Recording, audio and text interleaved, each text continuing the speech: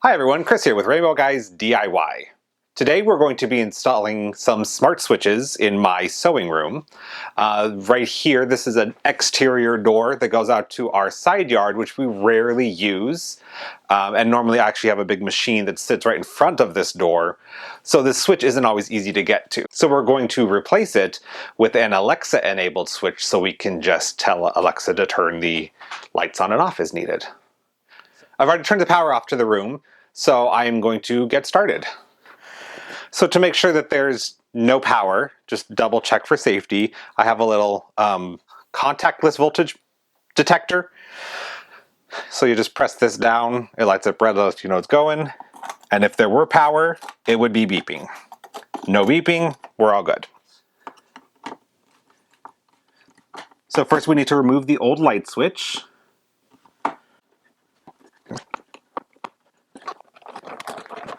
So I have the switch pulled away from the wall. You can see that there are two black wires going into the switch. That's the live wire. So the power would come in, go through the switch, and then out off to the light or whatever it's powering. And by flipping the switch, you either break or reconnect that circuit. Then there is our standard grounding for safety. And one thing that is important for these smart switches is that there is a neutral wire present in the box. Depending how long ago your house was wired, this may or may not be present in your box. If it is not, you will probably want to contact a certified electrician to have that remedied. For me, we are good, so I will go ahead and start. I'm going to take this out completely, and then I need to add a pigtail here that will connect to the new light.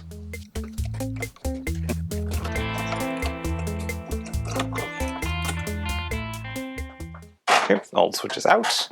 So here's the new switch. Let's see if I can get that to focus. So it is a Leviton Wi-Fi enabled switch, and it is Alexa compatible. I'm not sure if it is also compatible with Google Home or with Apple HomeKit, but if not, there are other brands that would be for your particular setup. This one comes with the standard white and also an almond faceplate. I will be using white. So in the box, we have our switch. There's that almond faceplate. And it also comes with a lot of instructions in multiple languages. So this is the 1, 2, 3, 4, 5th one of these switches I've installed. The other ones actually have dimmers on them. This one does not. But it gives you all of the instructions. I've already gone through it, so I won't read that, but if you get one, it will be in the box. These switches are capable of working as a three-way switch, which I am very bad at explaining because I don't understand them fully, but that would be if you had two switches that controlled the same light, so on opposite ends of the room. So I said I didn't need the instructions, but I do, because I could not remember. So on the back here, will you focus? There's black, white, red, yellow, ground. And I cannot remember what the red was. So black is your incoming live wire, white is your neutral, and red is the outgoing, so out to the light. In the wall, it is a black wire. So that could be a little misleading. In your instructions, there is a diagram for a single pole wiring, so all of that is there, should you forget. This clamping style is a screw with a brass plate under it, so you aren't going to wrap the wire around the screw. You actually need it to be straight, and it's going to go under that brass plate and then clamped down. So I'm going to trim the ends of these wires. Let's get them ready. The ground does still wrap around, so I will leave it with a hoop at the end. But these ones I will just chop off.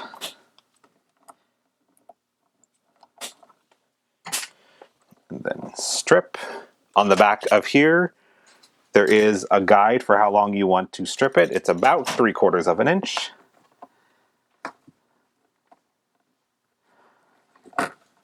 And if you've watched any of my other videos where I've done some electrical work, the wiring in my house is a very heavy gauge for some reason.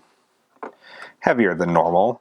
So this kind of connection actually works well for me because I don't have to struggle to bend the heavier gauge wire, and I don't have to worry about it fitting into the holes in the back of the outlet.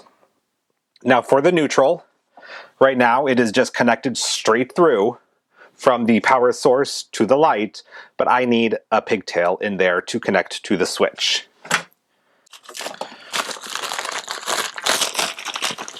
So since I don't already have one, I'm just going to take a length of wire,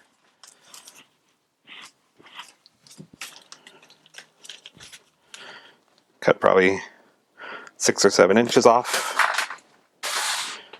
And then I want the white one, so you can peel away some of this sheathing. Pull out the white wire, and we'll strip about 3/4 of an inch off both ends.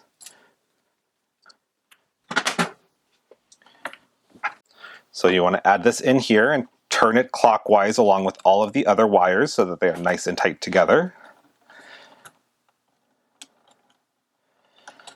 If there's a big difference in the lengths of your wires when you're done, you'll want to clip them so they're somewhat even. That way the wire nut holds everything together well. Make sure this is on here good and tight, that there's no exposed copper. Good to go. So now we have our neutral wire ready to go.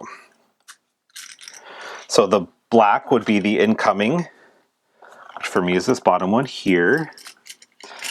And you will just slide it behind the brass plate. It does need loosened a little. There we go, get it all the way in. And then tighten that down. On the other side, the top one is white. It's also indicated with a silver set screw. Put that in there and tighten it down.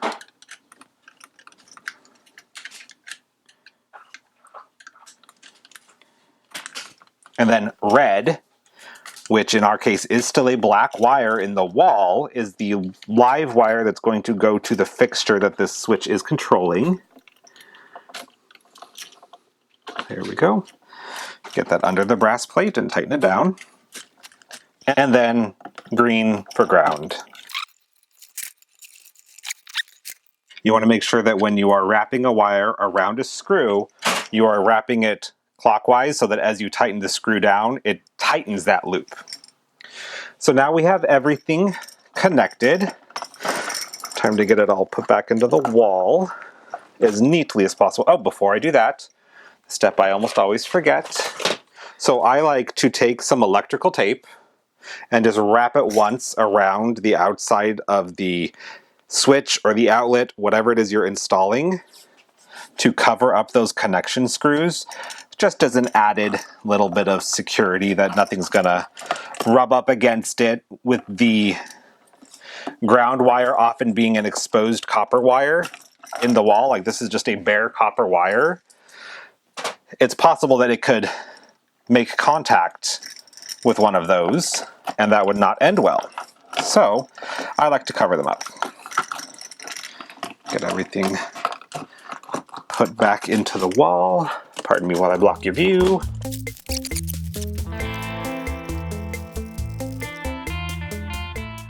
Okay, now these switches don't come with faceplates. Most electrical that you buy does not come with the faceplate. There are plain ones available. There are upgraded ones available. There's decorative, so they leave that up to you. I just have some plain white faceplates that I will install. And these are seriously like, I don't know, 50 cents or less at the home improvement store. They are not expensive by any means. So there's no excuse to have ugly, dated switch plate covers. All right, first one's done. So now we're going to move to the other side of the room where there's the switch that actually controls the lights for in this room. That way I have a routine on my Alexa at night that turns off all the lights in the house. I don't have to go through room by room if we've left a light on. So it's just me being lazy. All right, here we are on the other side of the room, and we will follow all the same steps. Where's my screwdriver? There we go. I'll save this switch and light plate cover because it's not that old. We actually installed it or replaced the old one about a year ago when we first moved into the house. I guess it's almost been 2 years now. So I'll just use it somewhere else in the house that maybe we don't need a smart switch. But I am slowly replacing all of the switches. Every day the house gets a little bit smarter. Okay, so pulling this out, I see that we do have the neutral common, or the neutral present in the box. That's good. We have our ground, and we have the live. And I installed the switch, so it has the protective tape on it. But we will just take that off. And I am just going to cut these wires to then be connected into the new switch.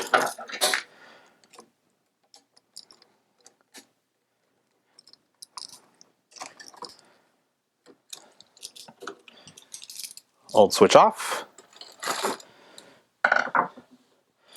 We will get these stripped. Again, it's about 3/4 of an inch, but there is a guide on the back of the switch, which is pretty standard. There's usually a guide on the switch or the outlet, whatever it is you're installing. And I need another pigtail, just another short length of wire. Strip off both ends.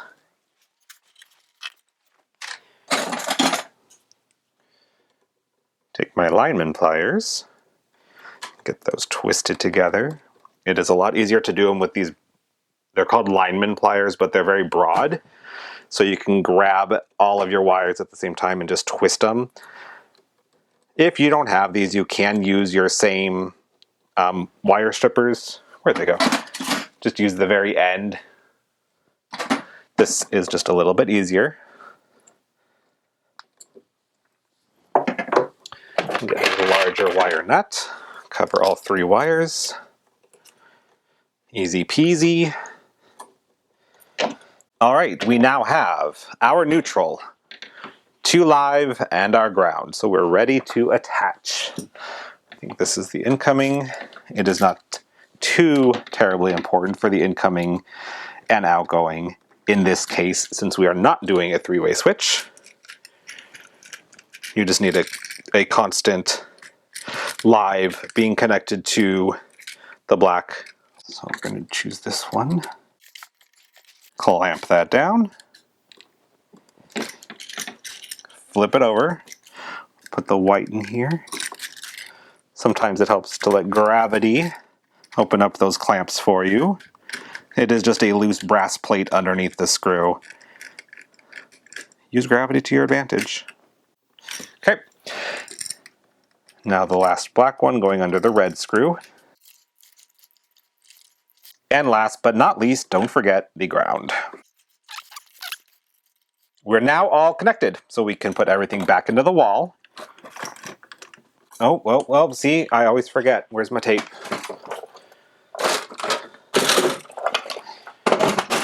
I always forget until I actually go to put it back, and then I remember.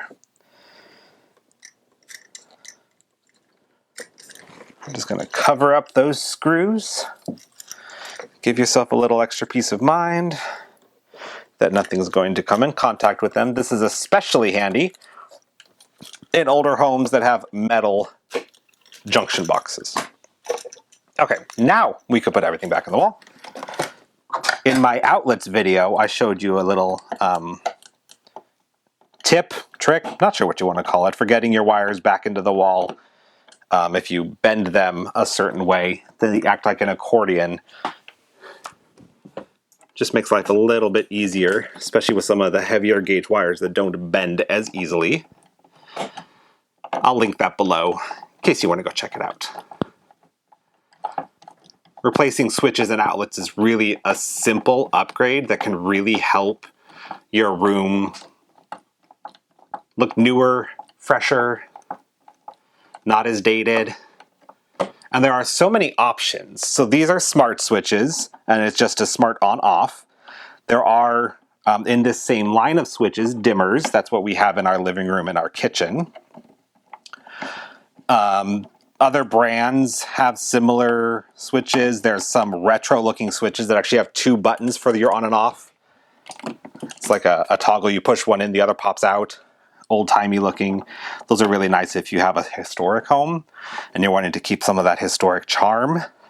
I'm all about latest and greatest handy gadgets, so I'm going with the smart switches. But they are very just plain. They don't look anything crazy. I used to have one back when we used our Apple HomeKit before switching to Alexa.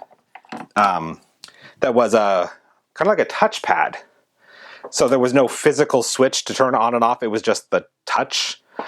Didn't like it as much. I like this because it's still a physical, just like any other toggle switch. Okay, now we'll grab a faceplate. Okay, I'm going to go turn the power back on and then show you how to connect these to the app.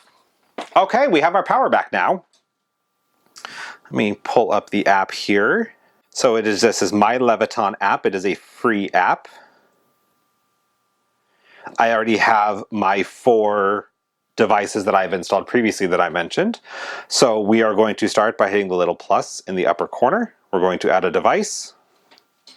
It is a fan / switch / dimmer. Okay, so these are Wi-Fi switches. So you need to connect the switch or your phone to the switch to then give it the Wi-Fi credentials. So within the app, it walks you through it. You're going to click Connect to Device. Under Wi-Fi, it is going to be one of these two, since I am installing 2 at the same time. So we'll just click on the first one. So we are now connected to that. We can go back to the Leviton app.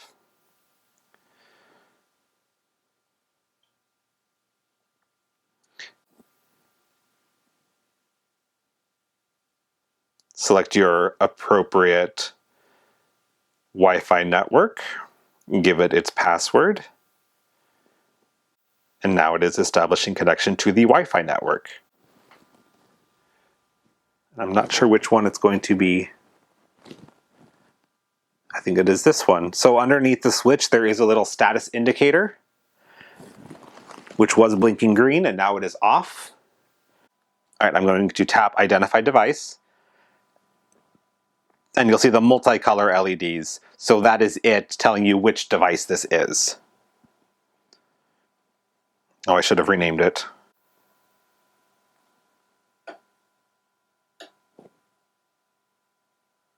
Ta-da! All right, so now it's connected and I can rename it something that is more appropriate. So this is going to be Sewing Room. Okay, and then hit Save. It is now renamed the Sewing Room. From within the Leviton app, you can tap on the device you want and then tap for on and off. But I want to be able to tell Alexa to do it for me. So if we leave the Leviton app and go into your Alexa app, you will need to enable the skill for Leviton. So go into your devices within Alexa, tap the little plus sign. We're going to add a device. It is a switch. It is a Leviton. Now let's discover.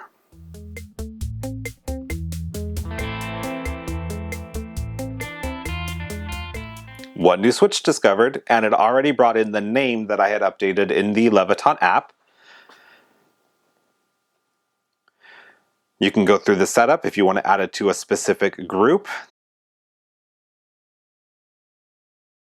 And that's it. Now I'm going to follow those same steps for the other one.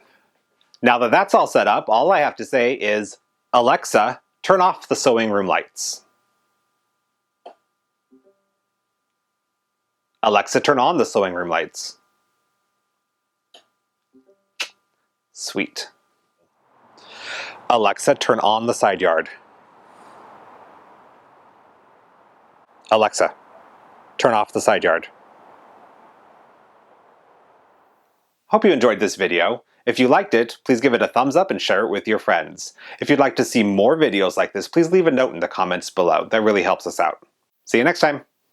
If you like this video, please be sure to give it a thumbs up and share it with your friends. Also be sure to subscribe to our channel and click the notification bell so you don't miss out on any of our new videos. You can also follow us on social media at rainbowguysdiy for even more content. See you next time.